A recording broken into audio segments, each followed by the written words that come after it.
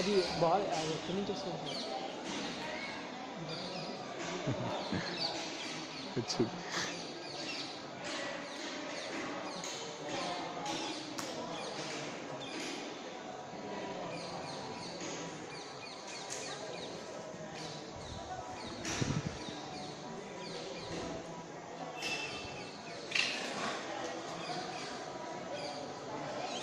ఇంకా వేడే క్యాచ్.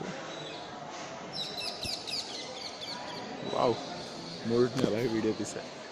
పాపనాశనం.